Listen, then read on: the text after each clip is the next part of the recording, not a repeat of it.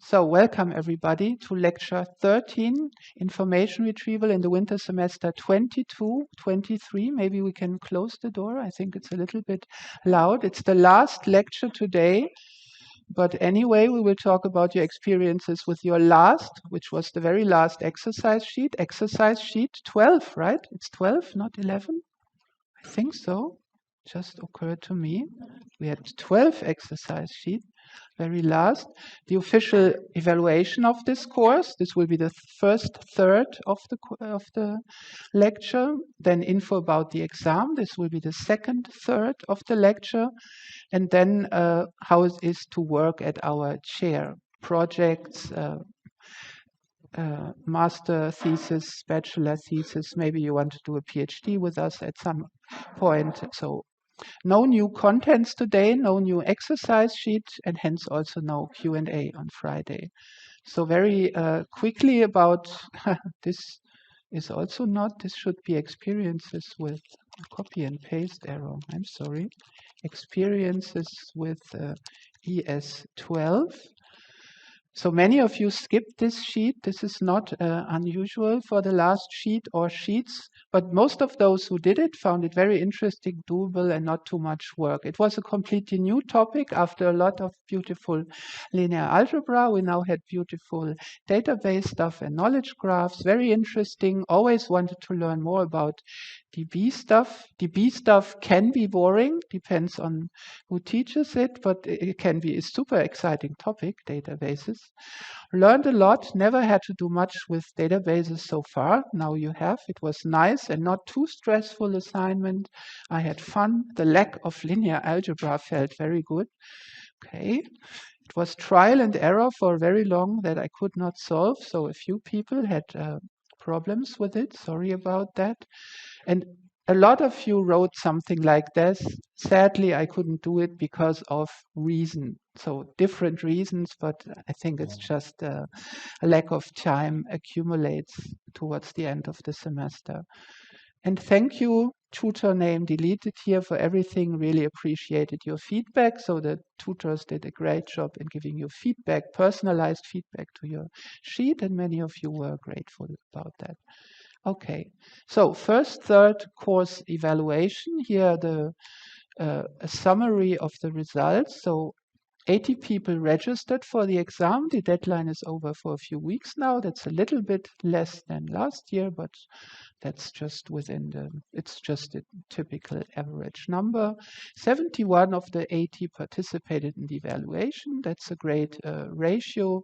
Most of you computer science, a few math, embedded systems engineering, and others. So 53 nominations for the teaching award. Thank you very much for this generosity despite the overtime. So I have a complex topic of time will be discussed on 2 slides. But I'm happy that you liked it anyway. So in the following, a summary of your feedback. And as usual, all the details, let me just check that this is true. On the, let me just go to the wiki page, which is here. So you can, if you go to the, there's a link here at the top in red. If you click on it, you can read like how we did it, like just when it was announced and so on. And then here you have all the free text comments. So as you can see, a lot of free text comments, very interesting read, like a novel.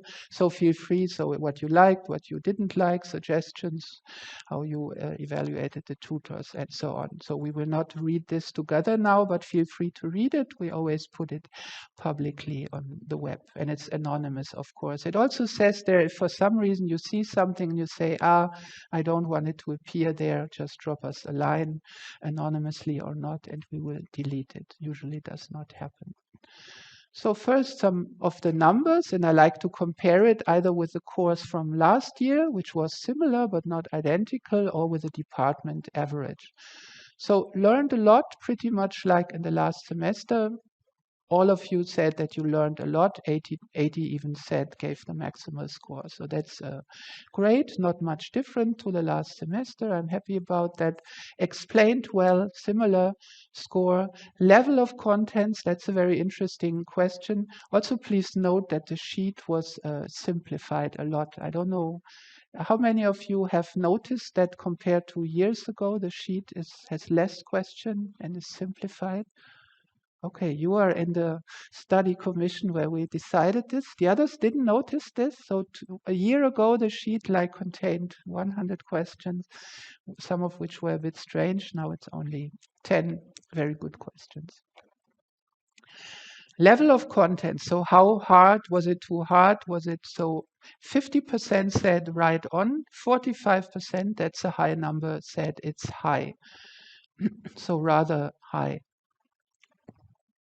Exercises. So here it was, that's interesting, I think. And I think it's somehow related. I think most of you telling from the free text comment like the exercises, but maybe found them too much work. That's why we have this. But good, still most of you found it good or very good. And also note the comparison to last year is not fair because the question, we changed it. The question in the previous years was weird. Now it's a clear question. Now it just asks, how did you like the exercises, if there were exercises. Last year it was a weird question. Apparently you get better scores for weird questions. Quality overall, close to 80-20. That's also a great score. Thank you very much for that feedback. How much work was it? And I'm sorry, that's not the amount of work, that's how hard it was. So was it right on level or was it too hard? Now it's the amount of work relative to the ECTS. So here we have this distribution. So again, about 50% said fine, right on, 38%. And I think this is okay to find it a little too much. This is not okay. So if this is a high number, that's something to worry about. And it's 20% this year, and it used to be 10%. So I'm a bit surprised by that because if anything, we made it easier, not harder. So we reduced the work for several exercise sheets, and compared to the year before, we took away a whole topic even, and still the scores were not as high there.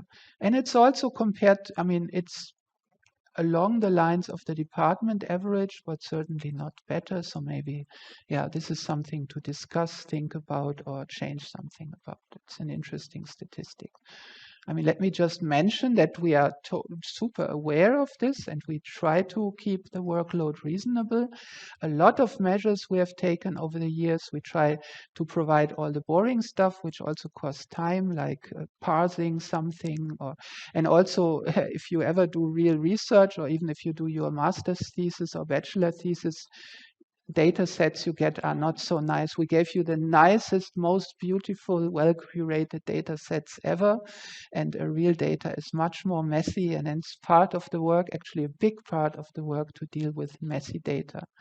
I want to mention that I personally like the boring part and dealing with messy data, and it's an important part of research. Research, as you know, is 99% perspiration or transpiration, 1% inspiration. So it's also important, and I like it. It's very meditative to clean data or stuff like this. Materials and service, similar scores, 75%. 6%, I would be curious. I mean, the materials, I think, we put a lot of work in that. But maybe not so much look at the scores for us, but if you compare it to the department average, it's way above average. So I mean, that's, yeah. So some of my colleagues apparently are a bit, don't do a great job there. And it's similar for the service. So also very good scores and way above average for the department average, which says maybe more about the department average than about our lecture, but we do put in a lot of effort. That's how you followed the lecture. That's also what I expected. A fifth or so were here. 1/2, a bit less, mainly via recordings. Then many of you mixed, either sometimes live, sometimes recording, or both. And a very few, I think this is also much higher if you look at department average for other lectures. If the lecture is not so worthwhile, people just look at the materials. But for our course, that's very few. Thank you very much to Frank, who did all the technical support. Thank you, Frank. He's sitting here. He did a great job. The videos, everybody praised, who said something about it, praised the video quality. Alexander, who's maybe listening to it when he edits this, also thank you to him. He did the editing, so we have someone who we pay for the editing. And I think it's an important part of the experience. So thank you very much, both of you, tutors and assistant. Tutors were a mix of postdocs and PhD students. One of the tutors is also here, Johannes. Hello, Johannes. He's with us today. So here are the names. Johannes, you see him on video. They did an excellent job. Your feedback was very positive. Let me mention, some of you wrote, I don't know my tutor, he just gave me feedback or something like this. He just gave me corrections. It's actually a lot of work to give these corrections. And I mean, giving individual feedback to between 10 and 20 people. So the tutors, and we had weekly meetings and so on. So a lot of work, and they put a lot of effort in them. So big thank you also to the tutors. And please, if you liked it and you find it worthwhile, consider to give back and become a tutor yourself in the future for this course in the future or other courses we teach. So we would be happy to have you as tutor. There's a question in the chat. Does department mean the faculty? No. Department means computer science. So we have 3 teaching units: computer science, microsystems engineering, and sustainable systems engineering. Microsystems and sustainable systems, 2 different things. The average is here just computer science, because very different cultures, not so easy to compare scores across departments.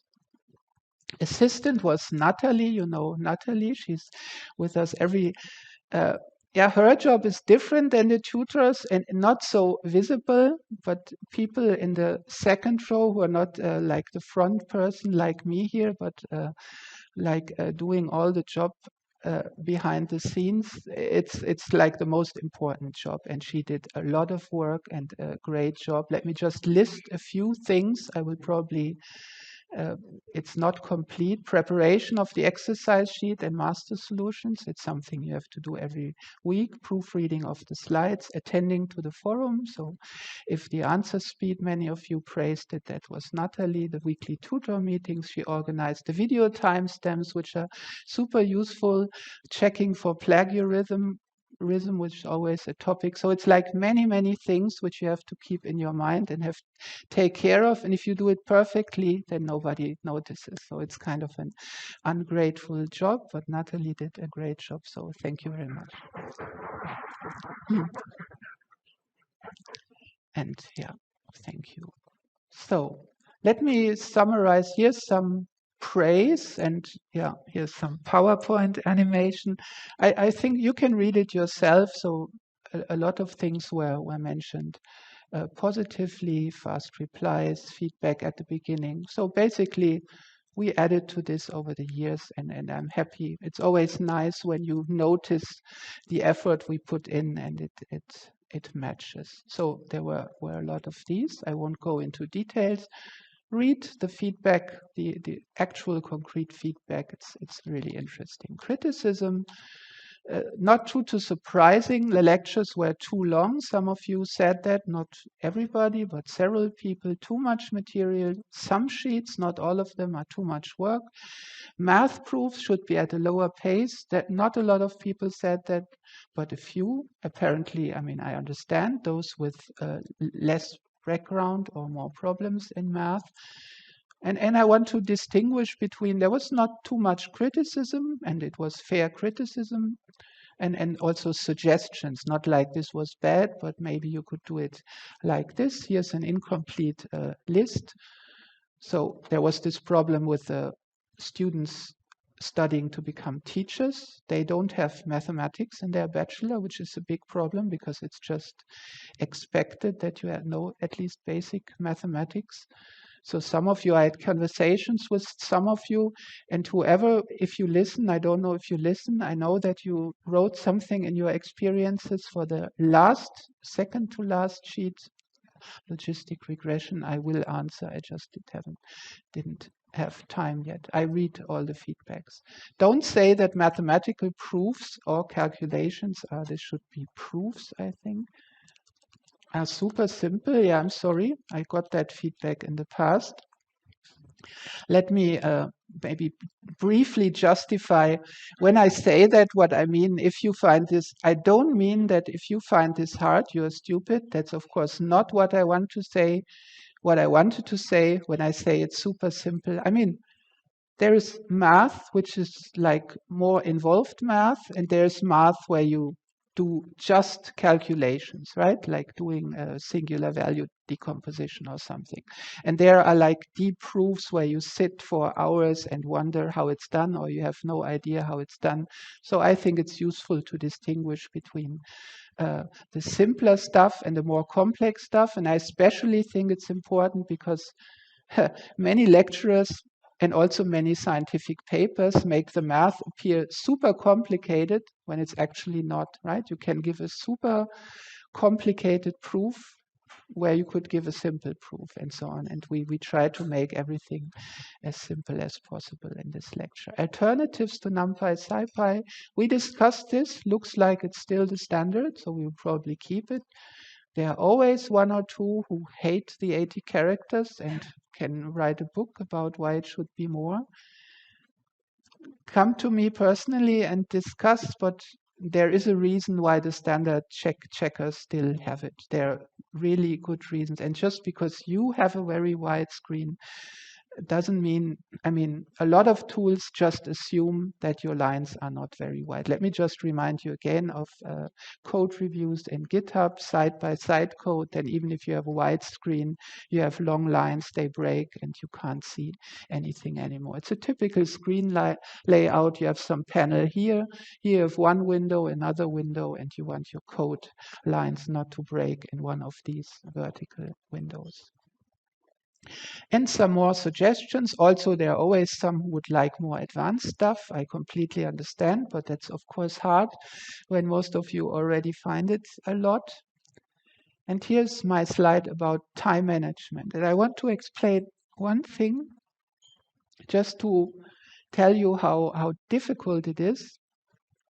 It's not that it's not that I don't know how to manage my time or that I don't think about it. I come to the lecture and I just talk until it's over. Actually, I've thought about this problem a lot over the years, over the 30 years of teaching I'm doing. And I'm also experimented with it a lot. So it's not that I'm not thinking about it, or I've kind of explored everything from this extreme to the other side. And I just want to explain there are two sides to this problem. So one side is if one looks at what you praised, and this is stuff which we also collected over the years from your feedback. Feedback in the beginning, that's nice. Many of you said that's nice. Just repeat a little bit, hear about what were your problems or not problems in the exercise sheet, giving intuition and examples before doing the map.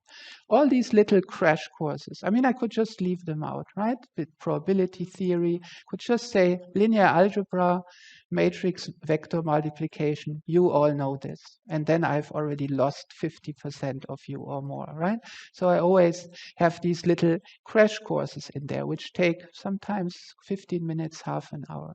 But also don't make it too easy. That's also really important. There are some people who just they know the basic stuff well and they want to know the deeper stuff. So I have given lectures in the past where it was much more on the basic side. And then the people who wanted to learn more were disappointed, which I understand shouldn't happen. The live coding and live math takes time. It would be easier for me to just throw the code at you, right? I have it. Here it is. Look at this code. If you look at 20 lines of code, I mean, you don't understand anything. Here's the program, right? and then I explain something. You get lost. It's important to develop these things, same as math.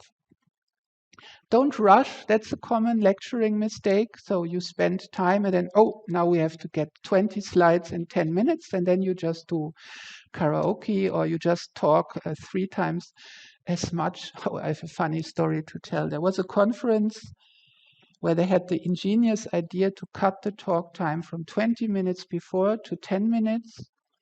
And then what happened was that people just gave their talks at twice the speed.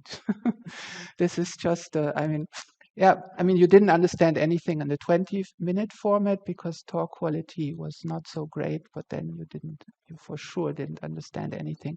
So if you just talk very fast and rush, you can as well leave it. Nobody can follow. It doesn't make sense, but it happens very quickly when you want to keep the time. Breaks. We had breaks, so we just took the time for breaks even when we are late. And now, what's the other side? So the other side is the lecture should finish on time. Ideally, that's the norm in 1.5 hours.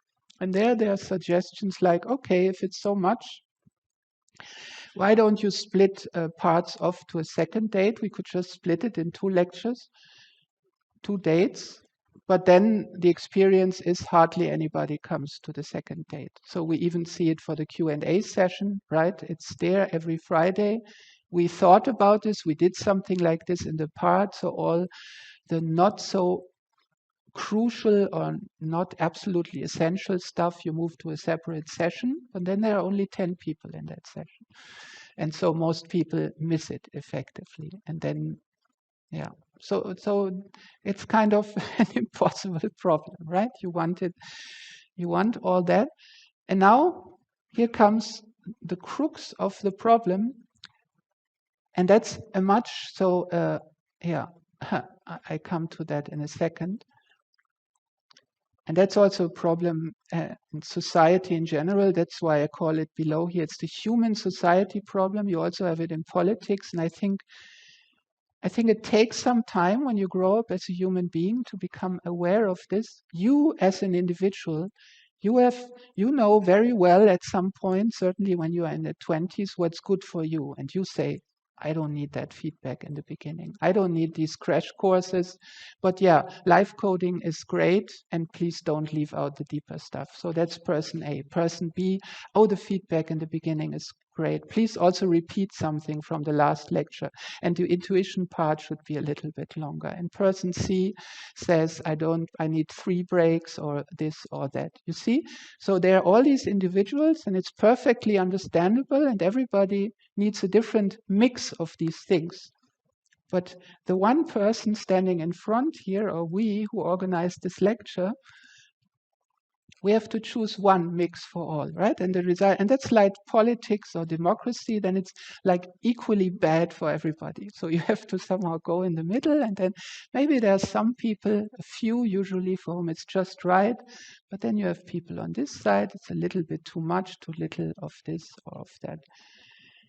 And yeah, you might argue, or many of you propose solutions, but I would argue, and I think it's true, I really think it's true, if you're long enough, you live long enough, it's kind of inevitable that you arrive at this truth. It's just impossible. You can't make, it's just a human society problem, right? You have all these individuals, what they want, but yeah, also as a government, as a teacher, as whatever, you have to fix on one thing. You can't make it super individual all the time. Although advanced cultures try to do that, right? They try to make it fair for everybody, but it's very hard, sometimes impossible.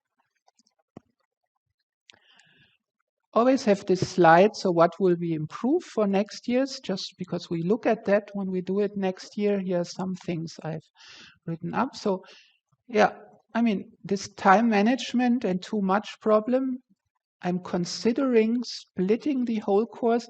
Look, there's a lot of material which I've taught in the past, which I've left out, and there's also exciting new material one could add. And if one takes everything which I've ever included in this course and the new stuff which one could add, one could easily make 2 courses out of this.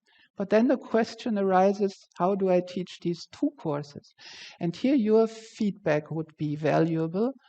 So one option would be, I just change the subset of topics every year. I always call it information retrieval. This year I do a little more learning. Next year more knowledge graphs. I could give 4 or 5 lectures on knowledge graphs, very exciting lectures. Or one basic course and then one more advanced course. But then, of course, you have to interleave them. And you have the problem that you have the basic course only every 2 years, the advanced course only every 2 years. Also not perfect. Or that's option 3. It's probably the most work for us. I can't give 2 at once at the same time. It's too much work. Have both every year, and for one use the recording from last year. So this year I give advanced, and then you can hear those who want to take the basic course take it via a recording. I guess it's hard to have a. Does anybody want to say something now? I mean, you could if you wanted to, or write something in the chat. Can we attend those 2 as well? Those 2. So one of the 2 would be like this one, or a variant of this one. But it's an interesting question. I mean, one thing I'm considering, if next year I give a variant of this one, but then it will also contain lectures from this one, what happens to people who took this one? Maybe it's just less work for you then. That would be one option. So it's some stuff you don't have to do it again. You get it for free. Yeah? It's possible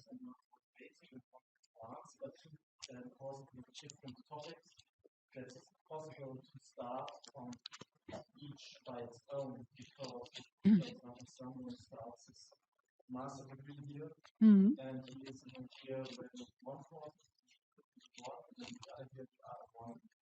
You could call it something like something like a subnet, like information people, and for example, focus on learning techniques or something like this. Then maybe you would have problems that they are like the one is the basis for the other. Yeah, thank you for this suggestion. I think so. What you suggest is have 2 courses which are just different and independently takeable by themselves. And I think it's pretty much what I meant by option 1, because if you do that, there is some stuff which you want to explain in both courses. I think, yeah, web stuff. Okay, some of you don't like web stuff. I would probably want to include something like the inverted index or evaluation measures or something. Statistical tests, which I have left out.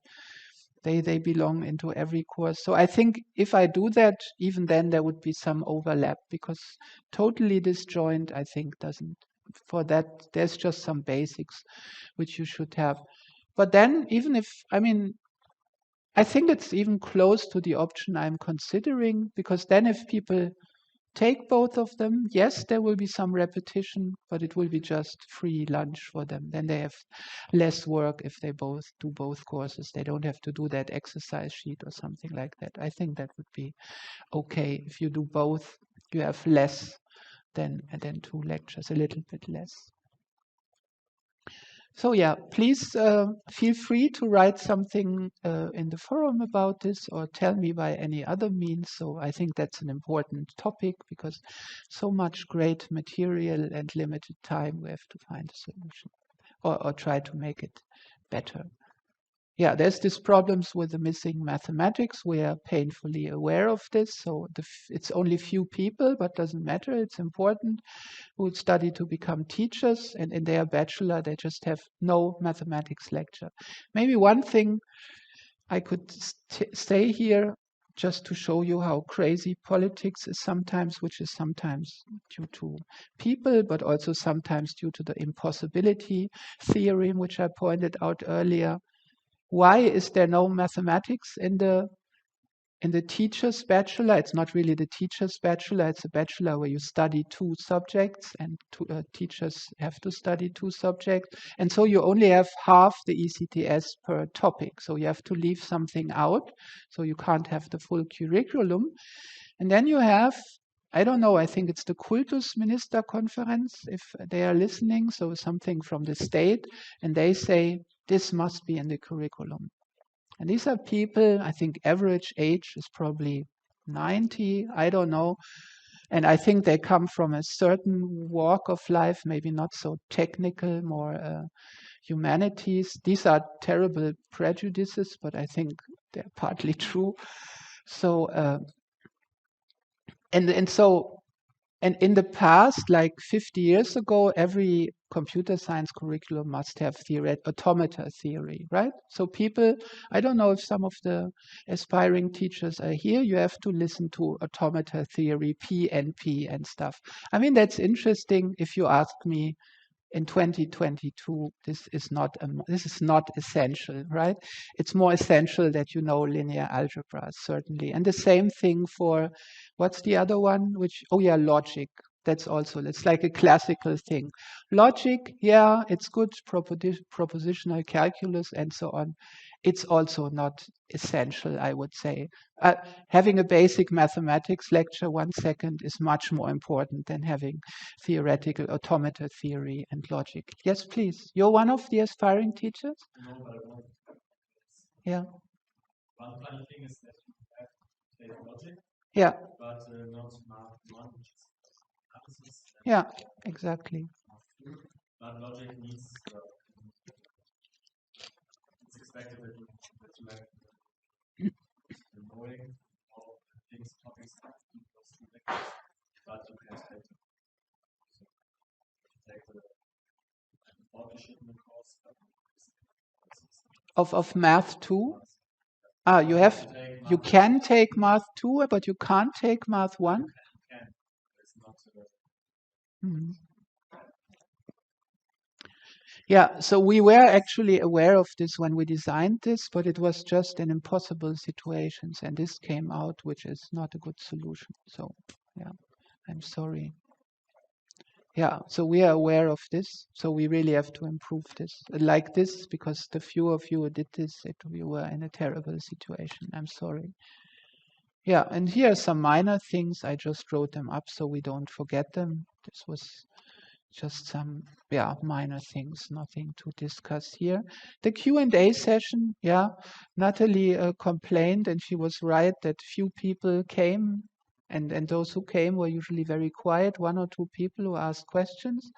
And so the question is, should you have a session where few people come and even fewer ask questions? But the same happens with lectures sometimes. I had lectures where I had an audience and they were quiet the whole semester, and I was wondering if anybody is listening to me. But then in the final feedback, everybody wrote they like it. I'm never sure what to make of that. Let me also give some feedback to you. I think you are a great audience. I have a comparison over decades. You are a very pleasant audience, so interactive and present. And so thank you. It was a pleasant experience this semester. And there are some suggestions from 2 slides ago, which are easy to implement. And the stuff which is easy to implement and doesn't make things worse, potentially better, we just do it.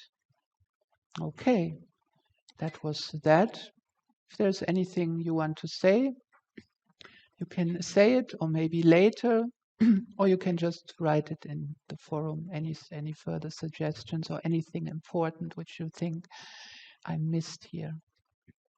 And I think, nobody is super tired as far as I can see. So let's go on with this part, then do a break. Oh, there was a question in the chat. Is the audience better that COVID is now over? Oh, thank you. That's a great question. Yes. That's a great question. I actually wrote it to my colleagues, not to you. So it was very tangible in the last 2 years that not everybody, but a significant fraction of students, maybe 1/5, were really stressed. I think it was hard for everybody, but 1/5, it was super hard. And you could see that, you could sense that in the atmosphere and also in the feedback. So especially the all the bachelor lectures in the last semester, but also 1 year ago, got worse grades. And not because, I mean, maybe some lecturers also had problems, but not all of them. There were some lectures, same quality, high quality as usual, significantly worse grade. And you could just sense it from the feedback. Some people were pissed, stressed. If you are stressed, you also get angry and so on. And this has gotten better. Yeah. And I attribute it to COVID, not so much to the virus, but everything it created and all the environment and atmosphere.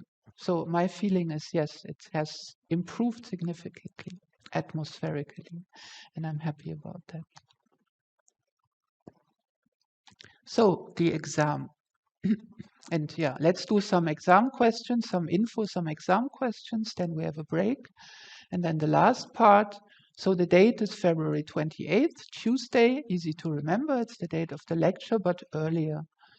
11 to 13 XX, YXX. We haven't decided on the exact duration. Maybe 2 hours, maybe 2.5 hours. This depends. We haven't done the questions yet. We look at the question and say, yeah, we don't want to induce time stress or anything.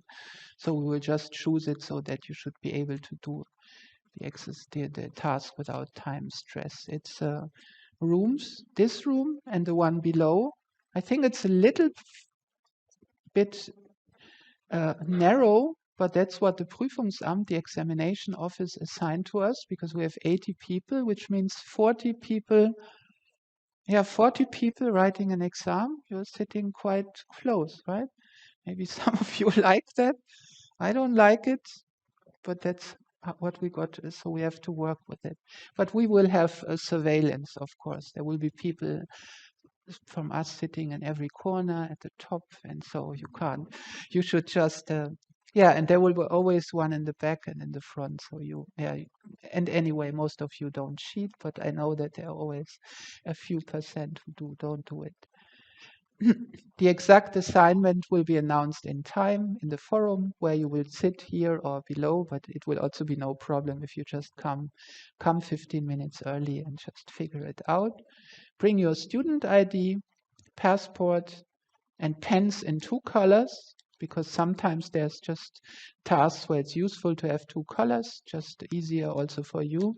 Don't use red, that's our color. What else to bring? Okay, we have changed we did open book in the past, and I have a message here for you too. It's no longer open book for some time now already, but you can bring 1 page, bottom, both sides. You can write on both sides. You can use 4-point if you really like. You can't use microfiche. We discussed it yesterday in the microfiche. Is it called microfiche also I'm not sure. It's this kind of film which libraries have, which you can then magnify, but you need a special device. And the device usually weighs 100 kilogram. As far as we know, there's no portable microfiche. So if you go in old libraries, they often have this stuff on like photographic tape where you can, and then it's in miniature format. And then on such a page, you can fit like a whole library.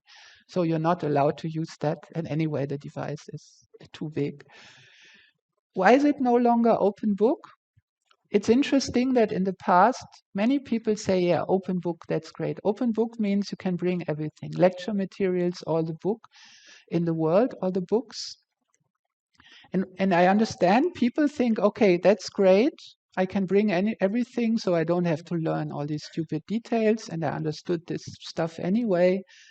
But the problem is, if an exam is open book, we can't ask you simple things, right? That's obvious. We can't ask you something where you can just go to slide 12 of lecture 5, read it there and say, oh yeah, I just copy it more or less, right? You can't ask simple questions, which means all the questions are a little bit harder. And the harder questions is what many struggle with. So actually an open book exam is harder, and so it's actually, and really that's the only reason. I think we do it for you, not for us. I wouldn't mind. But it's easier to pass a not open book exam for the ones who have problems. Yeah, but you can bring that page, and I think that's just, maybe you have some particular problem with it. You always forget that formula or the sigmoid function for some, I don't know, past trauma or something. You can't remember this particular calculation. For that, you have the page. Anyway, when you write the stuff on the page, you will remember it without the page, and it's also just placebo, I think, a good placebo thing. It can be handwritten or a printout, but it must be created by yourself. So if we find two identical copies of something, that's not okay. So it must you must create it, and it's also good for preparing. Yeah, electronic devices, sorry, not allowed, including microfiche readers. Fiche, it's F-I-C-H-E. There will be a subforum for questions. Answer speed, response times may be slower in the semester break. And yeah, there's some who ask all their questions on the morning or night before the exam. It's too late. Don't do it. We might not be able to answer, and anyway, it's too late. If there are any questions, ask at any time. Just shout or talk or write it. Yeah, you can write on both sides. Oh, yeah, it won't take longer than 30.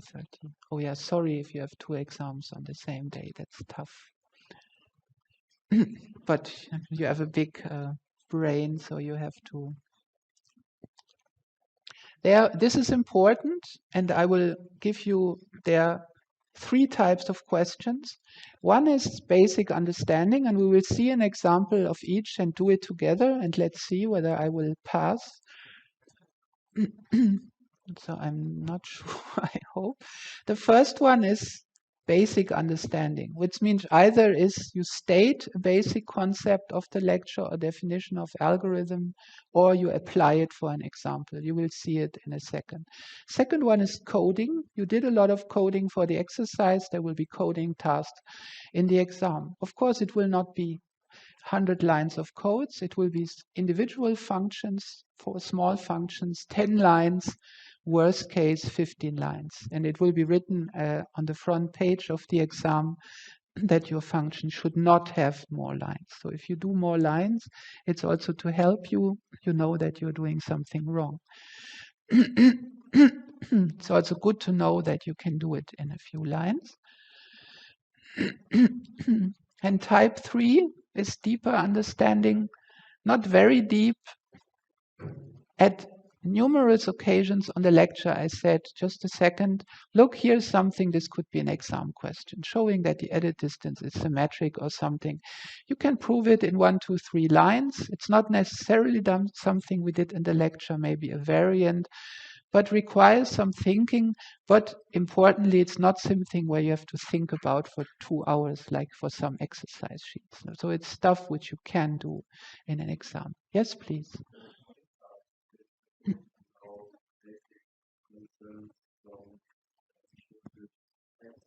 Very good question. So the question is, I mean, you don't have a Python or NumPy manual in your head, and you know, there's a function for computing the length of a string, but I don't know if it's len length or strlen. It doesn't matter. Just write, I think it's called strlen. If it's called len, use that. So that's fine. We won't subtract points for that. But if you write code which looks like you have never written a Python code in your life, like everything is, and you say this is pseudo code or something, then we will subtract points. So if it's like way off the Python syntax, but not exactly knowing what's the name of the function or the operator, if you are unsure, just write it and say, I'm not sure, and say what you mean. That's important. Say, this is supposed to compute the length of the string. I know it exists, I just don't know how it's called. Then we will not subtract any points. Yeah. Yeah.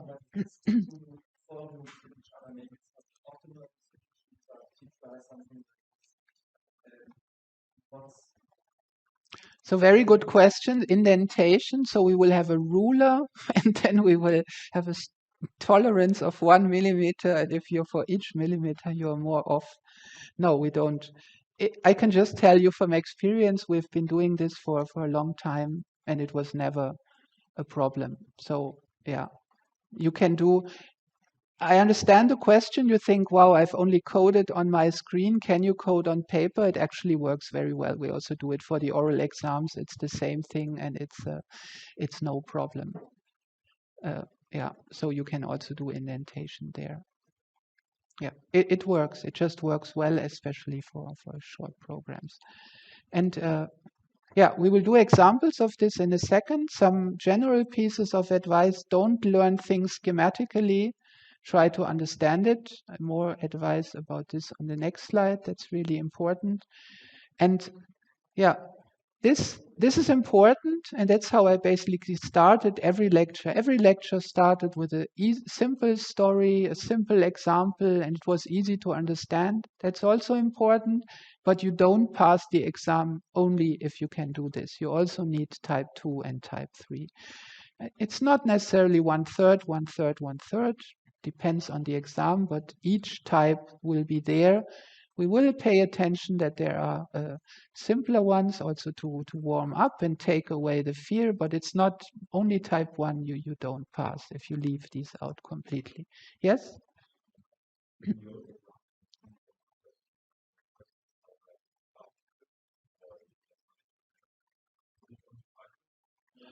Good question. JavaScript, that's included in type 2. Yes. So simple HTML, JavaScript, you should know, but it's the same thing there. I mean, JavaScript is a huge language. HTML has, I don't know how many tags, just the simple stuff. HTML, head, body, H1 for the header, like what you did for the lecture. And again, if you are not sure, just write. And if it looks like you should know how HTML works, that it's an XML-like thing with these square brackets, right? If you write something which looks like you have never seen HTML in your life, then we will subtract points. But if you are not sure about the name of a tag, heading, or H1, no subtraction. We just look at it, you understand it in principle. Same for JavaScript. But yeah, it belongs to the coding category. And very important, and the contents from the exercise is also relevant. And we will see that it pays off that you have done the exercises, because many of you said, well, I've spent so much time on the exercises, I'm sure it will not help me in the exam. It will help you in the exam if you did the exercises. And this is also something which you can't do in an open book exam, because then you just print out all the exercises. If we would ask a question there, we would just copy it. So yeah, we will take care that if you did the exercises, you have an advantage, because yeah, you should do the exercises or have done them. Before we do 3 examples of tasks, check whether you really understood something. Super important. I said it several times and I say it again. One, I know that people do it. You learn like, I think I have to, it's always best to show something by example. Yeah, let me just mimic it. It's a common way to learn, especially if you have problems with time or something like this. Look, you want to learn this, not important now what it says, and you say, okay, and there will be a question about fuzzy search and the algorithm for ED. Okay, Q, Q, X, and Y. Okay, I understand. You look at the slide and you try to understand what's written. Okay, why is it greater equal? Okay, I see. Minus Q delta. Okay, I see, and you understand it. You look at the slide and try to understand. That's okay for the lecture, but not okay for learning, because you're conditioning yourself on, if you see it in front of you, you can explain it. This is so wrong. This is so wrong. Don't do this. What you have to do is you study the slide or the slides, and then you put it away. And now you have to, okay, let me see if I can reproduce the formula. And it's even good if you don't do it in the exact words or formalisms of how it was on the slides. If you do it, yeah, there are many ways leading to Rome. You do it a little bit differently, and afterwards you can check. But this is so important for learning, that this simple 3-line proof, don't look at it and verify it. Try to understand it. put it away and try to do it yourself, and not by learning it by heart very quickly in 5 minutes and then forgetting it again. Understand, and many examples for this. Computing the distance from a point to a line. This was an exam question some time ago. Yeah, don't learn it by heart, but yeah, we did it in a certain way, right? We did it 2 lectures. Here's the point, here's the line. Just take the normal vector, and a multiple of it leads to that point, and try to figure it out. So try to learn the principal method and then develop the formalism yourself. That's how you learn. That's super important advice, I think. Yeah, that's what I just said. Doesn't work like this. And let me also show you, because it belongs to that. Yeah, actually, I say it. Yeah, all our old exams. I know that the Fachschaft has a database, and that's great. But I also, and there are secret channels where people sell old exams, or for, I don't know.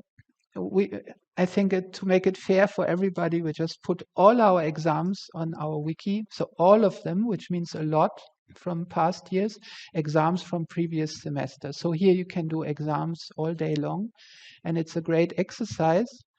And very important warning, we even put the solutions there, and I have to extend my warning, and it says here, and yeah, this is the version of the exam. So first, don't give this to other people.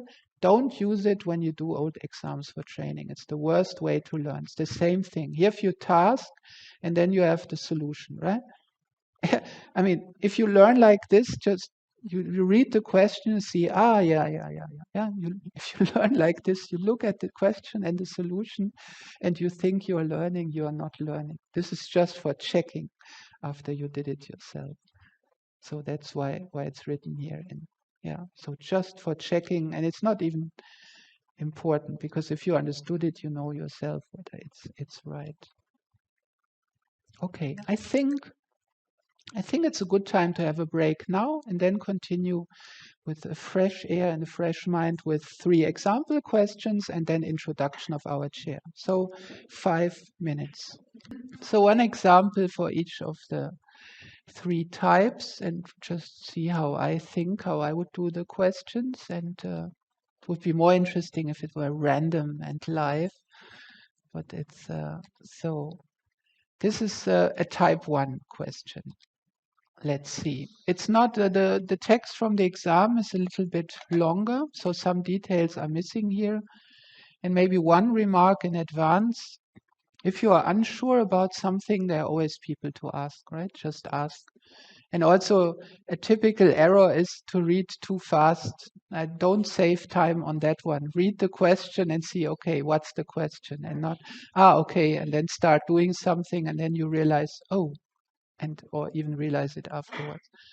So, the first one is, and this is type 1, so it should be simpler. So I have 4 documents, I have some words, and let me maybe write the words here. So it's 4 different words. Let me write them in alphabetical order. Let's see if I can do that. So it's blah, blee, blow, and blue. Okay, and I have to write TF IDF scores. And let's first write the IDF. And maybe you can. So IDF is, how many documents do I have? I have 4 documents. So the IDF of blah is, it occurs in 2 documents. So for example, let me write it here. IDF of blah is log 2 of n divided by, in how many documents does it occur? It occurs in 2 documents, right? It doesn't matter how often for the IDF in the first document. So it's n over 2, and that's 1. So I think the IDF of blah is 1 because it occurs in 2 documents, and blee, okay, blee occurs in 1 document. So IDF, let me write it here. IDF of blee is log 2 of n over 1, and that's a 2. So BLE is a rare word, so it should get a higher IDF. So to do this, you need, that's typical type 1 question, IDF. I mean, you should really know what IDF is, such a basic thing, and then you just do it for an example. Nothing deeper, or you just need to know how to compute it. BLO is again in 2 documents. Also important, and while I'm doing it, I'm telling you how I think. I'm also giving you advice. Also important, you don't have to compute it again, right? It occurs in 2 documents, so it's the same as blah. No need to do the computation again. You can just copy it. And blue, it's also, and you have a lot of these shortcuts where you can make yourself a lot of work, but you can also make it simpler. So take a minute to think, or maybe half a minute. Whenever you're doing a lot of work, this was also an advice for the exercise sheet, you're probably doing something wrong. You never have to write a lot for the exam. So it's again 2, so it's 1. So these are my IDF scores, okay.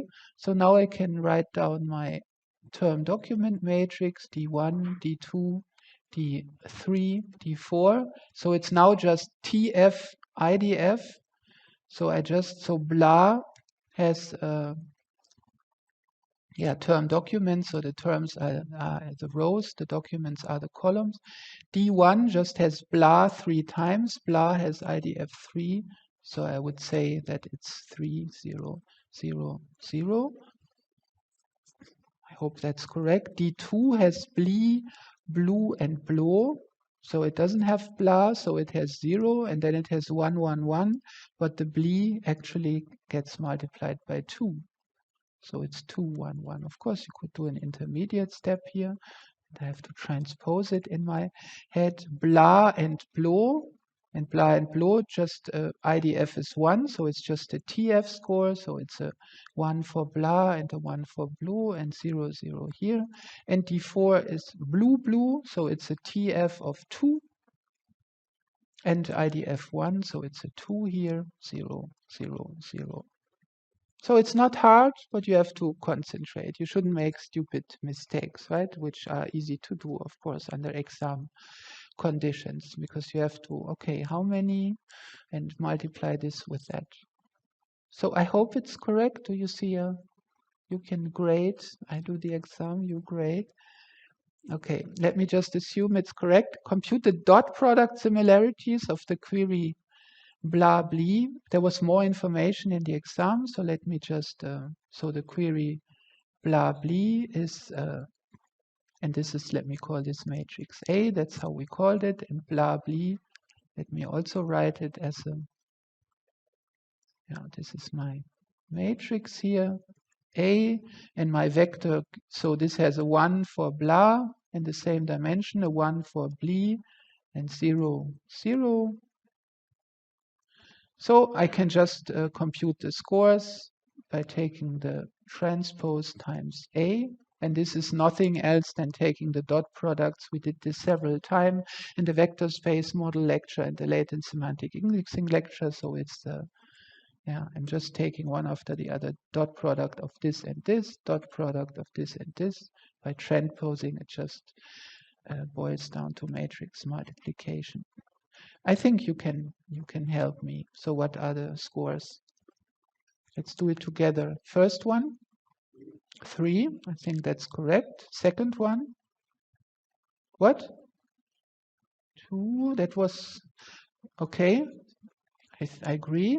Third one, 1. Yes. And the next one, 0. Okay. And 10 points. 10 points. So that's type 1. Type 1, if you understood basic stuff, you should be able to do it. You have to concentrate, read it correctly. You don't agree?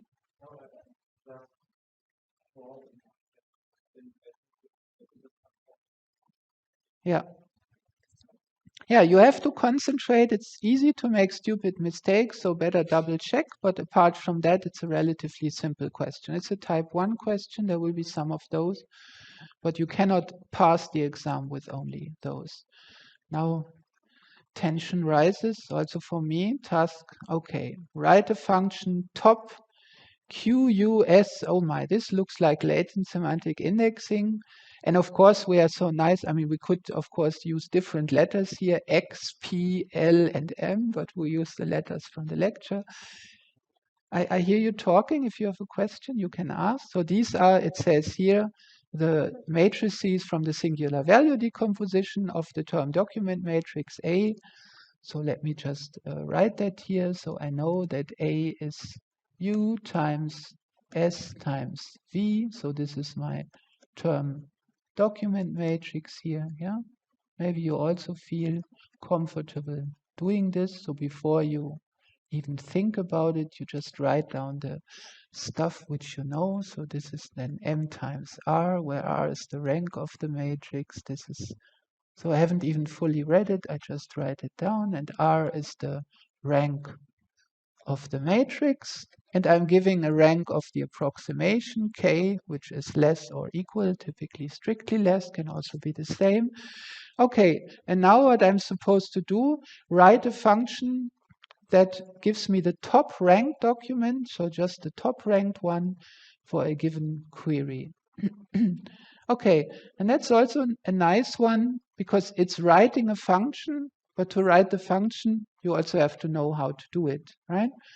So we had several ways of computing, first of doing LSI and then using it for document ranking. So the simplest way, let me try that one, was this, where I take UK, SK, VK, and that's the best rank K approximation of A. And UK, this was the, let me be a little more verbose, this was the first K rows or columns, so that's something you have to know now. It's the first K columns or the first K rows of U? Columns, I agree, it's the first K columns. And here it's the upper KK portion, that's a diagonal matrix. And here it's the first K rows. That's easy. For K, it's just the other way around. Okay, and the scores I get, well, that's easy. It even matches the first exercise. It's a Q transpose times A. You get the scores for the original matrix, and with QT times AK, I get the score for this one. And then I just want the the largest one. Okay, now I think I can, let's see now, let me write the Python code, def, and I think I will write it to the side so that I have a little more space. Yes, please. What was the SVM in terms of, it's not a singular yes.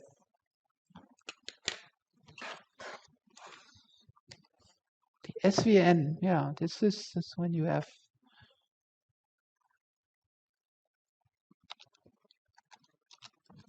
there it is. Okay, we found the right letter. Thank you. The SVN, yeah. Oh my, thank you. I hope everything made sense I said so far. Anyway, it was the SVD. So let's write the function. I write it here. And let's see how so it's def. Let me write Python. So I'm now a language model, ChatGPT, just writing something, Q, U. Actually, thinking process is a lot like ChatGPT sometimes, colon. Okay, so first thing, I don't even know what I'm doing in the end. I will just compute these. And now it's important, as I said before, this has to be exactly 13.5 millimeters. UK. For example, if you write an index here like this, we will not subtract points. You can't write indices in Python. It has to be. So this has to be, and now, okay, how do I take, so we already established that it's the first K columns. So I guess it's U, it's and this is the row index, and this is colon. I think that's one way to do it. So that's the first index is the row, then column. So first k columns. No, if you put a semicolon, we also don't subtract points. If it somehow resembles Python. sk is equal to, so that should now be colon k, comma, colon k. Could also write 0, 2, but it's not, you can leave it out, I think. And vk is equal to v, and then it's just the opposite above. Colon, you tell me, you can grade live. So now I compute the scores, and I even write it like this. Scores equal to q. Now, I don't know if you write q transpose qt, that's not fair to write it like this. I mean, it has to look a little bit Pythonic, so I'm also not sure. I think it's transposed. I don't know. Yeah, let me do it like in the exam. I don't know it now, not sure. Maybe no D in the end, yeah? We don't subtract for any. Maybe transpose. If you would write transpose of Q, we would also not subtract point. But you should know that there's a function which transposes a vector, and you shouldn't leave it out, or unless you explain, okay, I'm assuming that my Q has a certain direction. It's written in the exam what's the direction. Okay, and now I multiply it with AK, and AK is just, so it's just a dot of UK, and then I take the dot product with SK, and then I take the dot product with, and yeah, 80 character limits, of course, very important. You see it here. Here would even need less. Now I have the scores, and now I should return the index of the largest one. Now I'm also not 100% sure. Return, it's probably, this is now a vector. And I think if you want the index of something, it's usually called argmax dot scores dot arg. Now what do I want? Do I want, or is it scores argmax something argmax scores?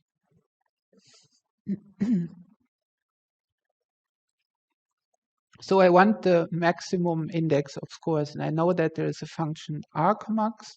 Maybe it's called numpy argmax of scores.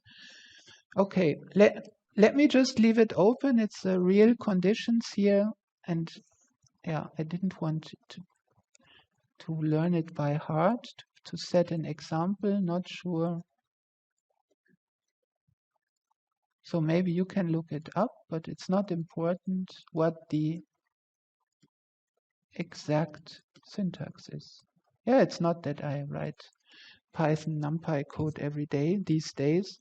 I'm not sure what the exact syntax is, but I know that there is an argmax function. I want to apply it to the vector, and it returns the index of the largest element, and that this is what was asked for. So this, despite these insecurities, this would get 10 points. I hope, unless I made another mistake. Well, what do you think? How do you see a mistake here? Okay, that was a type 2 question. And also note that's rather typical. There is some coding involved. You have to know how you write stuff, but it's not only coding. You also have to understand what you're doing. You have to first somehow, okay, that's what I want to do, like always with coding, and then you do it. Yes?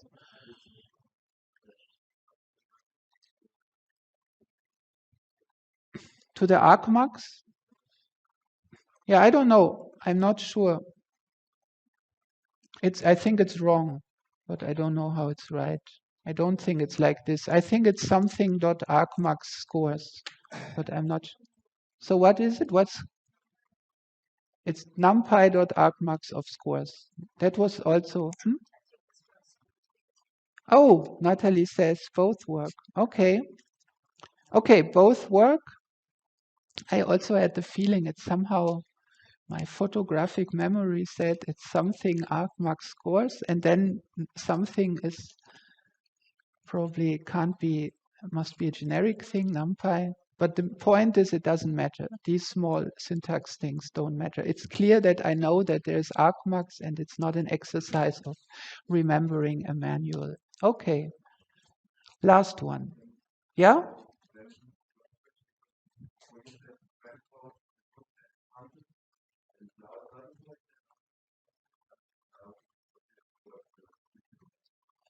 No, if you would have written transpose of Q or transpose of Q, it would have been fine too. But just ignoring it or writing, yeah, QT as a superscript, that would be kind of not okay. You should at least, okay, I know there is a function which does it, but I'm not sure whether it's a method of the class or argument. These little details are not important. These are the things which, if you are sitting in front of a computer, you just look up in the manual. Yes? Yeah. Yes, that's important here. That's also an important question. The question was, would the direction of Q be given? Either it's given, then of course you have to consider it. If it's not given, you never have a disadvantage from information that's not given. If your solution is compatible with an interpretation of, yeah, then you get full points and you can discuss this with us. So we try to give full information. Sometimes we don't foresee everything. And if you say, yeah, that's a plausible interpretation, you will get the points. But when in doubt, just write it. Just spare this little extra time and say, I'm assuming Q is in row format. And if everything is correct under the condition you wrote down, of course, it has to be reasonable, then it's okay. So last, yeah, okay.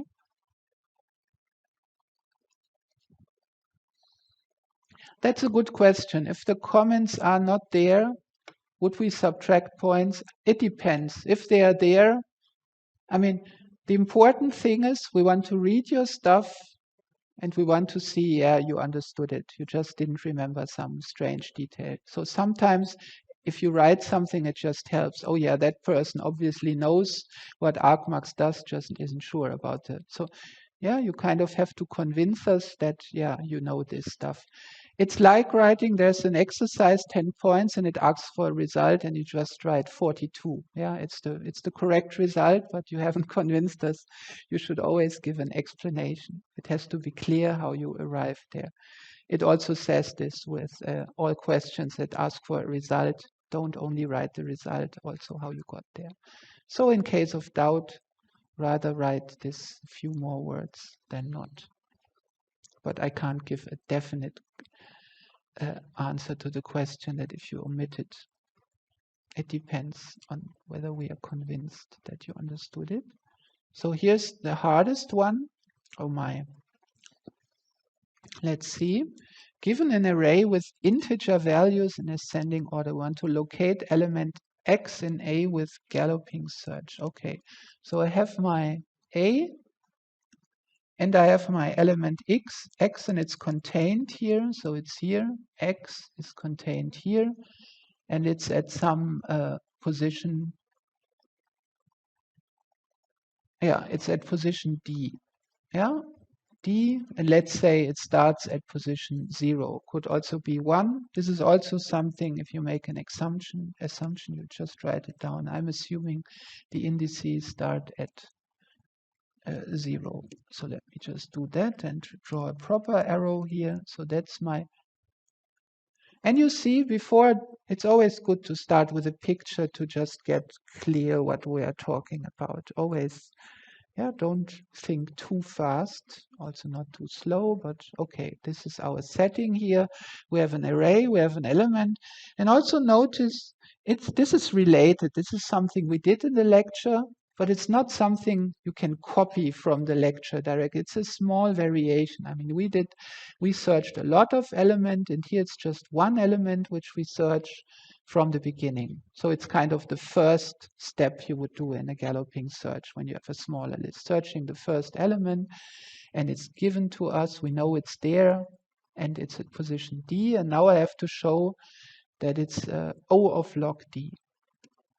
And now, of course, it's good if you know how did this work in principle. In principle, this was like this. So this jump here was, I think, at position J1, and then we had a second one at position J2, and then at some point it jumped to J3, yeah, exponential search. And I think, yeah, maybe, yeah, let me call this one J0, which is J0. So let J0, Jk be the positions where the exponential search looks.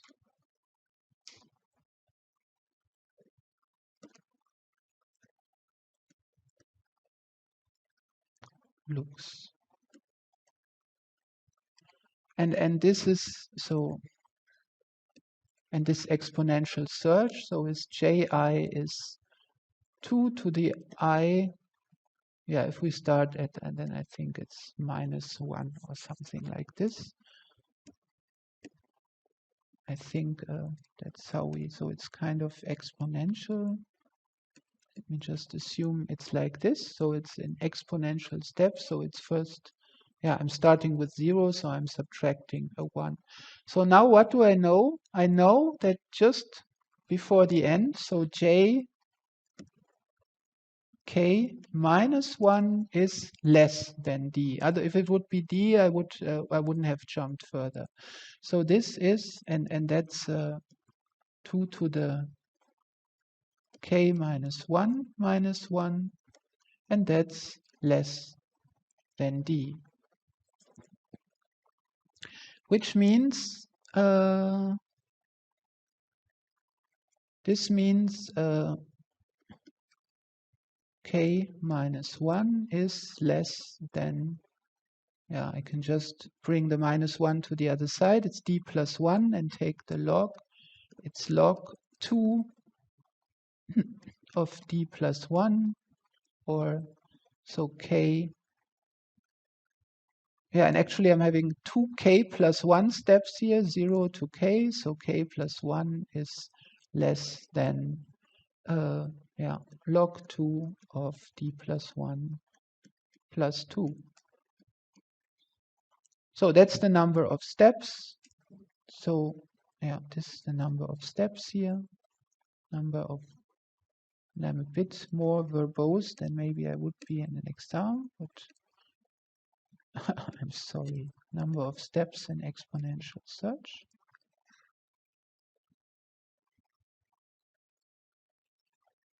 Number of steps of exponential search.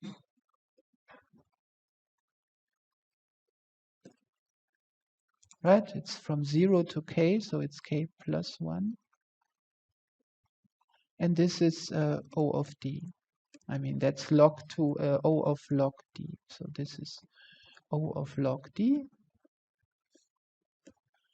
And now, and then binary search is, yeah, so what about, yeah? Say oh yeah, but equal is common notation. But you're right that, yeah, why not? But it's so, yeah, it's standard in computer science, but it's more correct to write it like this. I agree. So now we do a binary search in the thing until J3, maybe only from J2 to J3. So we need to limit JK. So JK is, I mean, JK is, it's less or equal than, I mean, how do the jumps look like? They go, okay, if it's 1, 2, 4, 8, 16, and -1, it's 0, 1, 3, 7, 15.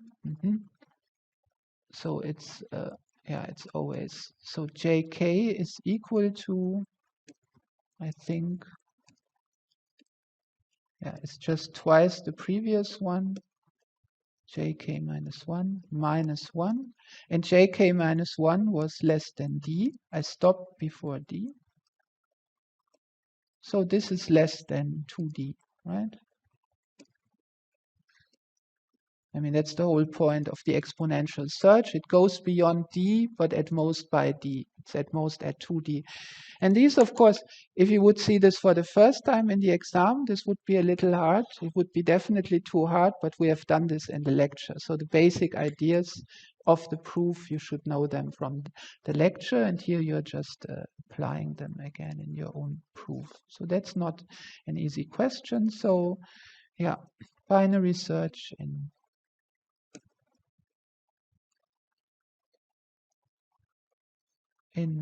array of size less or equal to d. So now I'm searching maybe only even from here or from the beginning. It's definitely less than, yeah, takes time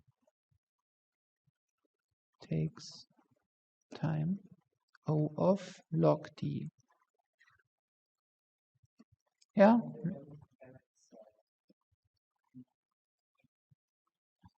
Say it, come again. It's not exactly d. No, it's something. Yeah, it's jk minus 1 or something like this, but we don't know that value. So it's related to d, but not exactly d. And what you need to know, yeah, log 2d is log 2 of d plus 1. So we also have some of the typical logarithmic. And you would get, now there are always these questions which you may wonder, what what do I have to write down? What do I not? When is a proof a proof?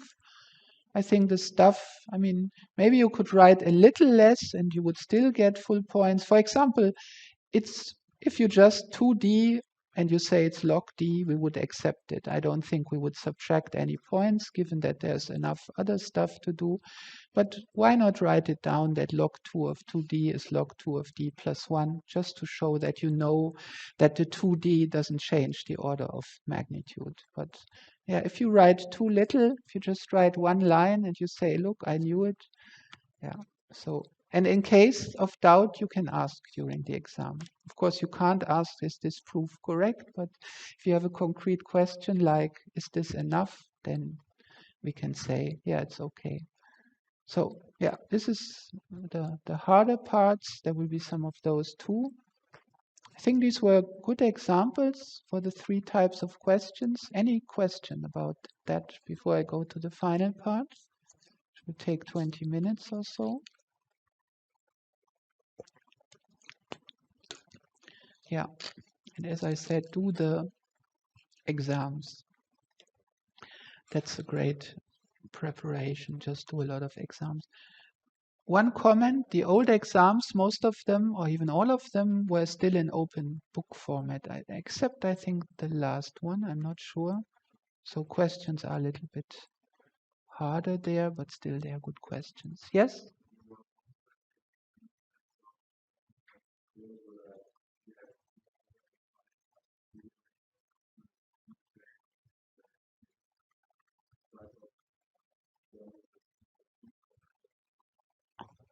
No, we also changed that. So it will no longer be something out of something, but there will be something about every topic, but the questions will be simpler. So this also sounds tempting, like you only have something out of something, but yeah, I think it's better for most. You just have something about every topic. There will be a question about every topic. Sometimes we have 2 lectures. We declare them as one topic. Then it's 10 topics. For example, the web search thing was 2 lectures. That's like one topic. So we have 10 of these. Vector space model and inverted index is also one topic. And then for each of them, you will get 1 question or 2. So it's 10 points. It's 100 points in total. So yeah, not exactly 10 points for maybe there's maybe a little bit less about this, a little more about this, but each topic will get a question. Yes? So yeah, let me just check myself. It was I announced this in the first lecture. So the only thing where we divert from what we said, but we discussed it yesterday, and I think it's completely uncritical. So it's 100 points and 50 is the passing grade. Yeah, so it's just linear until 100. So we will not do it like this part, but anyway, we realized that it contains no information, right? We anyway have subtasks, and how we group the subtasks, yeah, it makes no difference. So we probably group them in 5 tasks are 20 points with subtasks, but it doesn't matter. It makes no difference for you whatsoever. The important information is that there will be a question on every topic. So, but there will be, yeah, we will try to make it not too hard. Any other questions? And please, yeah, there's the forum. You can ask questions all the time, and there is still time until 3 weeks. Okay, I hope that was not too frightening. Maybe the last task a little bit. So 6 more slides. Maybe you want to do a project with us, a thesis with us, bachelor or master. You are all welcome. How do we work? And this will be mainly demos and a little bit of meta talk, but mainly demo. We solve practically relevant problems, non-trivial, of course. So we will see a lot of topics, and I think I want this search here smaller. Yeah, so you will see these topics in a second.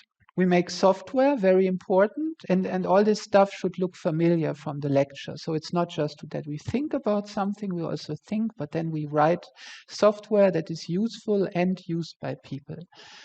We like that, or at least I do. This requires an effort to write good software. So it's not just when it runs, it's good, but you want good software, good documentation, nice user interface, the whole package. And of course, theory, it's like in the lecture, should sound familiar, but we use theory as a tool. We don't really do theory for the sake of theory, which is also fine. Some people like to do that, but we usually use it as a means to an end. But important, if you don't do theory, you're just hacking around. We saw that in the lecture a lot. Sometimes you have to see, okay, well, now I have to do some math to get it right.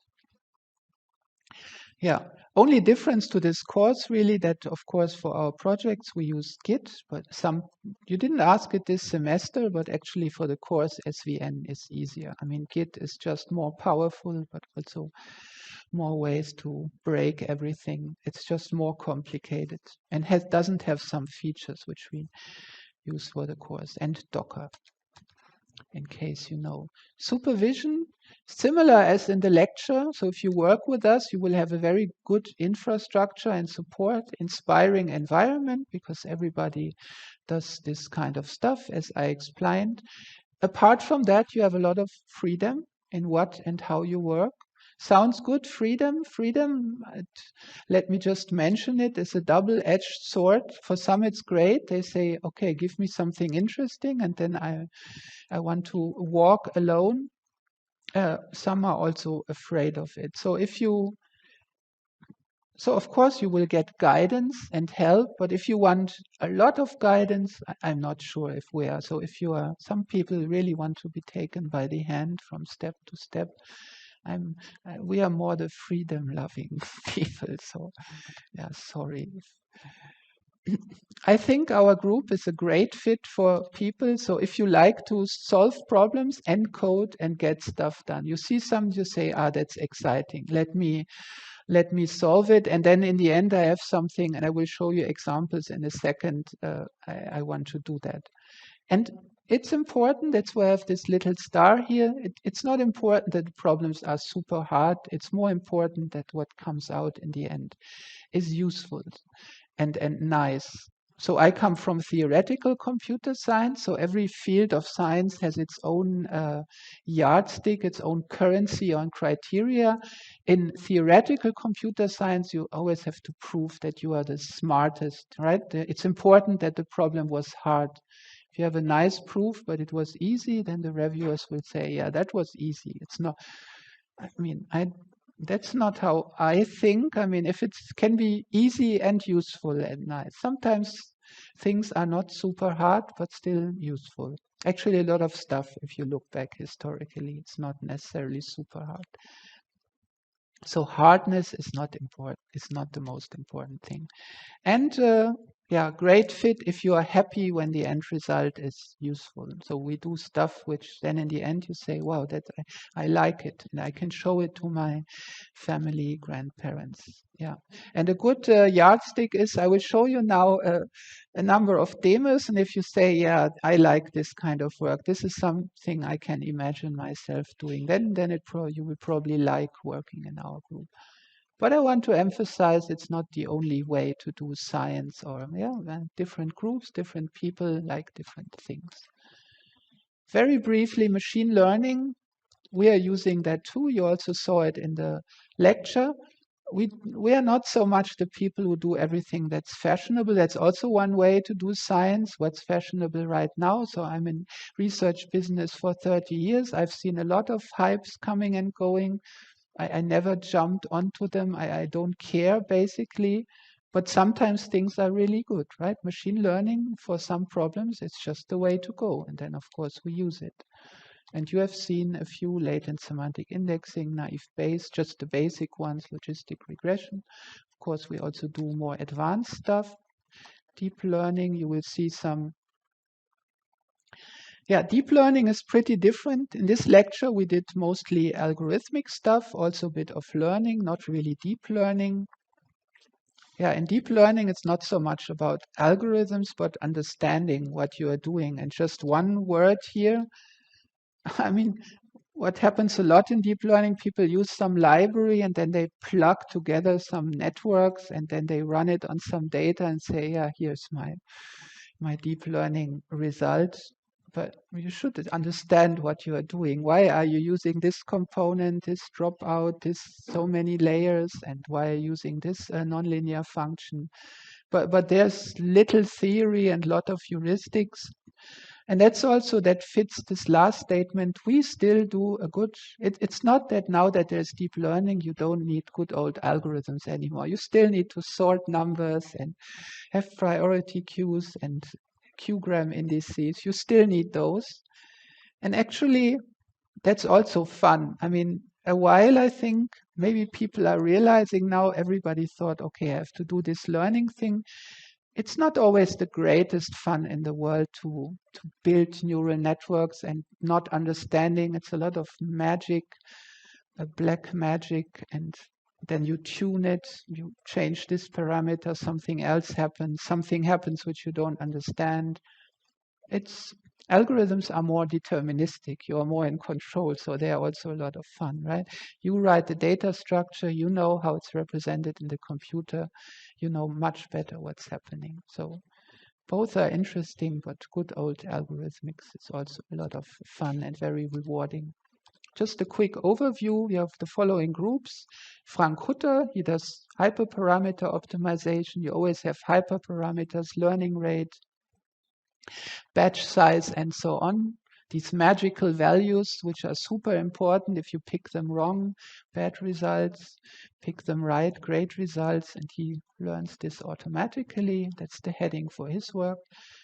Thomas Brock's computer vision, not graphics, vision. It's also everything's deep learning there. Abhinav Valada, successor of Wolfram Burgert, does robotics. Bernhard Nebel, he retired. He did foundations of AI. Joschka Bödecker is doing neurorobotics and fast cars, BMW, self-driving, and we are doing natural language mostly. So everything with text makes sense, right? If you saw the lecture. So nice coverage here, and of course we also collaborate.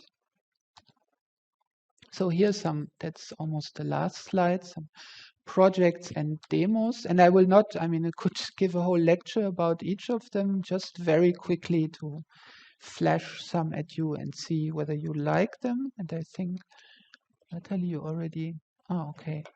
Yeah, here we have traffic, and that's just Yeah, let's just speed this up a little bit. That's just worldwide traffic, but public transit, so buses, subway, and so on. Which city is this? Any idea? Hmm? What, Freiburg? Paris, I think it's Paris. Yeah, let's zoom out like a quiz. Oh yeah, there it was. Yeah, it's Paris. I can just do fast forward here. So that's by one of your tutors, PhD project. A lot of algorithmic problems here. For example, this line here. Oh, now I clicked it away. This line is actually computed and was not in the data. How do you know where the vehicle is actually going? The lines are not necessarily the straight line between points. And this is also a efficiency problem because you have the data for the whole world here. I can go over here and zoom into New York and see the same thing. And there's also real-time data. It's you also have this thing for planes, and this is like the counterpart for public transit, quite popular among people. There are some related problems here. Let me go to Octi. Yeah, this is about drawing maps more schematically. So you have the Freiburg map, and maybe you want it octilinear, which means you see a lot of these plans. People have used to draw these by hand. Here the problem is to draw them automatically, but maybe you also want them. Let's see, what else do we have in the hexalinear? Okay. Orthoradial also looks nice. And this is done automatically here. What else do we have? London orthoradial. Okay, not bad. Yeah, and an interesting problem. There's a lot of mathematics in it, but also aesthetics, quite typical for us, right? It's not that you just do this because you have to compute something. I mean, it should be similar to this, but you have constraints now, right? It should be this in circles, and then you have these axes, and you have to define what it means that that's similar to this. You have to compute it, and you have to minimize crossings and so on. Yeah, so I'm just giving you glimpses of the work, but you see, it's always stuff which you can show to your grandparents and they will understand. Very important. Search on knowledge graphs. Okay, it was already open in another tab. Doesn't matter. Okay, Wikidata. We talked about Wikidata. I don't have to show it to you again. Wikidata, almost 18 billion triples, right? These triples, you used them in the last exercise sheet. So let's see, 18 billion, that's a lot, right? That's a terabyte of data if you unpack it.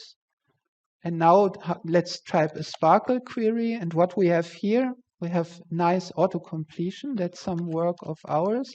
And let's just look at people's first name. So I don't know how first name is called in Wikidata. I think I mentioned it in the last lecture that these things always have these alphanumerical names, but they also have labels. So first name. A first name, please, which is not, and you see autocompletion tells me I'm on the right. A first name that's not too rare, not too common. No first name. Hannah. Okay, boring, but let's do Hannah with an H. Okay, the real spelling is on top. That's great. Good to know. Person. Okay, let's look where these people are born. Place of birth. Oh, it's even called place of birth. Okay, place of birth. And I'm sure Wikidata knows the coordinates of it does, coordinate location. Okay, you see the autocompletion helps me. It's super fast, 18 billion triples. This is one of our bigger projects in the group. And a lot of work there, coordinate location. Okay, and now let's just,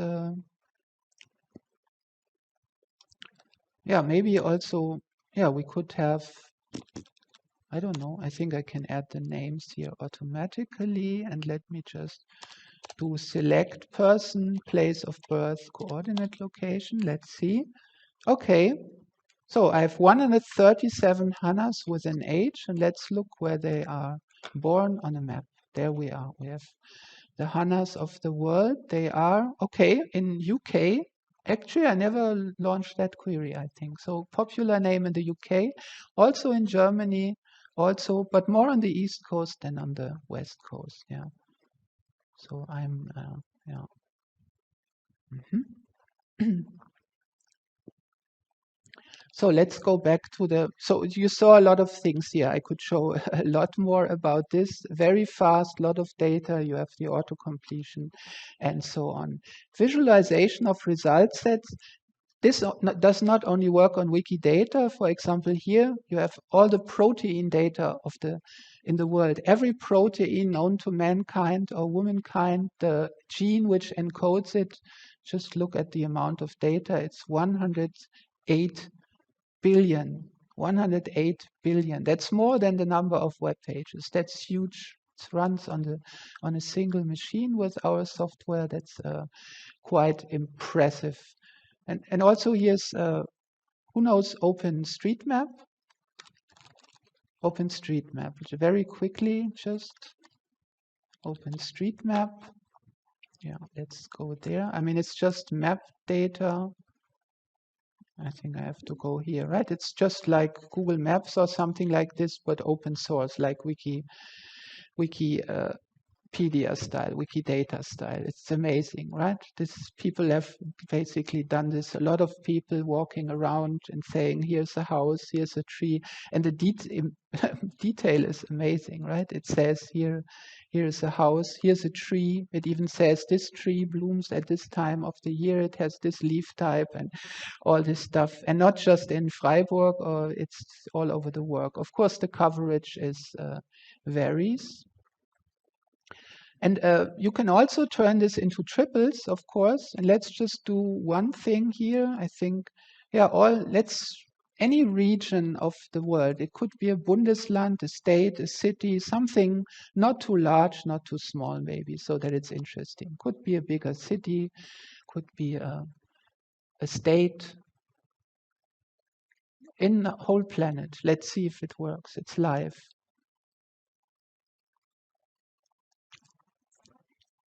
What? Vatican City. Wow. Vatican. Is this okay? Let's see. All the streets in the Vatican. 503. Okay, Okay, it's a small one, but it's yeah. It looks correct, right? It's all streets in the Vatican. Oh, it's small. Okay, let's little bit bigger. But that was a good one. What? Manhattan. Okay, Manhattan, New York County. Okay, here we have two. Now I'm a bit. Which one is it? I don't know. New York County, Manhattan. Maybe the second one. Okay, 6. Oh my, this is a lot. How do I display so many? Okay, looks good, right? So you see another visualization thing here. I have a lot of streets. This is shown. Let's take one bigger one. Maybe not a whole country, but maybe a state of Germany. Maybe one with holes. State of Germany with geometries can have holes. Which state of Germany has holes in it? Brandenburg, yeah, for example. Brandenburg has Berlin in the middle, right? Which is, let's see, all the streets in Brandenburg. Isn't this fun? Your grandparents will love it. So it's 583,000 streets. How do you display them on a map? And it just goes like this. Brandenburg, right? You get a heat map, you zoom in, you get the streets. And of course, there's so much work, data structures, algorithms, the search engine behind this, right? But in the end, you can just show it in 1 minute. So I do a lot of stuff like this. Question answering. Okay. This is a queue. This is something Natalie has worked on. So what do I So here I can ask questions. So Sparkle is nice. It would be even nicer if you could just ask questions. So which question do I? Who is the, I don't know, husband of? Okay, yeah, I type something, and what I hear when I'm again, it helps you while typing the question. Who's the husband of? And now maybe I was looking for Angela Merkel. I don't have to finish the question. I get it here. I get the question mark and I get the two husbands, the one she's married to now and the one where she got the name. Yeah. And it even, so it's question answering, it's auto completion. And behind that, if you, let me see if this works. Ah, yeah, I think does it work? Yeah, it doesn't, don't think it works because if you would see, if we could see it here, what's actually happening here, that's using learning methods. How do you find the right answer? Oh, it actually indicates it here. That's like a Sparkle query. It's like Angela Merkel, spouse, and then question mark husband, right? So it's trying to find the right Sparkle query for this question, and it's doing that by generating a lot of Sparkle queries, which are possible interpretations of the questions, and then ranks them. So this is the top candidate here, and this is, yeah. So what, let me, oh, well, I don't have to type this. What is spoken in, what's a country with many languages? Switzerland, maybe. Yeah. So you see what is spoken and still say the Sparkle query here, Switzerland official language question mark. And here I have other candidates, languages spoken, tourist attraction, that's not the right query for this one. So it's ranked third here and so on. So yeah, big topic in computer science, question answering. Tokenization repair and spelling correction. Okay. That's a nice one. Okay, that's something Sebastian is working on, also one of your tutors. Let me do live here. I'm typing, this is a sentence where I am introducing a lot of typos. Okay. Yeah, and I can add more. So I can add space errors here and more things, and it's still correct. So it's doing live, it's doing it fast. That's the point of the live, and it's getting it. Even if usually spell checkers are not very good at that if I put a space in between everything. Or there are also some examples here. It also gets hard for humans then. If I do this, no spaces in between, it gets hard, right? And now I even put spelling errors in between. Even humans have difficulties. I mean, at some point it will not work anymore if I introduce too many. Yeah, you see? So yeah, now it gets problems, but yeah, so that's a classical deep learning problem. So this is the input, the output is just the corrected text, even if you have white space errors. And that's different from the usual learning stuff because tokenization, usually deep networks we also did that in the lecture, the words as input. Here you take the characters as input. And that's maybe the last one. I will drop the last one. It's also something Natalie works on, entity linking, a very nice topic, which we used to have in the lecture as well, but we took it out for reasons of time. Let me just select some system here. Yeah, why not take, so these are some entity linkers. Let me just select some, the baseline. This is one by Facebook, this is one, and this is one. And let me select some benchmarks here. You will see in a second how it works. And let me select one method, maybe the baseline on some, this is 50 sentences. And you see here what it is. So it's a sentence and you're supposed to find entities from a knowledge base in the sentence. So this mention of Apple is Apple Inc., the company, and the green tells you, so this one says what it was in the benchmark. This is what the entity linker detected and it got it right. Could also have said Apple the fruit, Stanford University. Steve, it got it wrong. The real Steve Jobs was meant here, but the entity linker said Steve Smith and so on. And what you see here, again, the visualization is very important. What you see in a lot of papers is just the numbers. And numbers are good, but they can be misleading. You don't really know what the entity linker did, right? So to do that, you need to look at the individual sentences. And now a lot of things can happen here. So if you look, let's look at another linker, maybe this one here. Yeah, now you see blue things. That's where the linker said, yeah, I know that it's an entity, but I'm not sure what it is, and so on. You can do a lot of more things. You can also create a table here. Okay, that's just, is it because I selected one benchmark? Oh, it's too few benchmark. I need more benchmark. Let me take more benchmarks here. Now I can create a graph, and all from a web app. So you also have web app stuff here. Super useful if you have a topic you want to play around with, which linker is how good compared to linkers, what are the problems. A lot of very useful work to dive deep in. And text extraction is similar, but I will skip it now in the interest of time. Last slide, very quickly. I will give algorithms and data structures in the summer semester. That's, yeah, after the semester is before the semester. If you want to become a tutor, maybe drop us a line. And yeah, we talked about information retrieval, several variants. Let's see. And there are projects or theses anytime there's a entry on the wiki with detailed instructions. Just read it.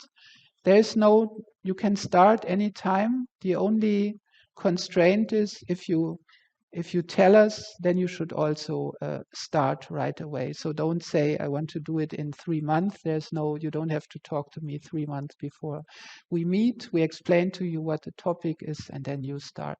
And we always have a lot of topics.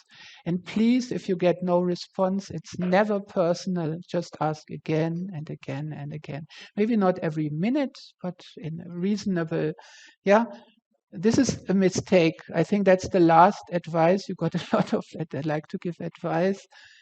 Never take it personal if you don't get response from busy people. It's not personal. It's just for some reason the email got lost in hundreds of mails. It's never personal, and don't be afraid to ask again. It's not impolite unless you do it once per minute. But if you do it again and again, it's not impolite. It's the right way to do it. Of course, it helps if you were in one of our lectures and showed commitment. I should say, I'm really excited about your topics and I want to do a project. And then we see, oh, exercise sheet were not done or something like this. Then maybe we're not convinced that you're excited about our topics. Okay, that's it from my side. Any questions or anything from your side? And in good tradition, we are in standard time again, but this will be solved maybe next year. Yes, please.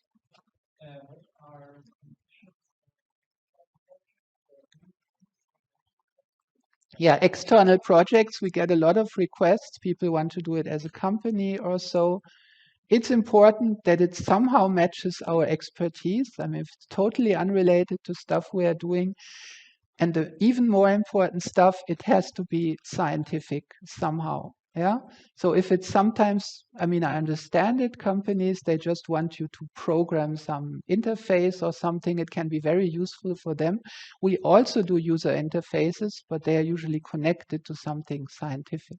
But if it's just something for the company which they need, and then you can't just say, and this is my bachelor thesis. So you have to convince us that there is a scientific content. And that's also, there's a section on the wiki which says exactly what you have to write. And this convincing us is not an essay, it's like half a page or so. It's 4 points listed there. Any other questions? So yeah, and you can ask questions later on the forum and so on. So I hope to see some of you in projects, thesis, or other context. And yeah, but now you will first do the exam. Good luck and see you there. Bye bye. Thanks.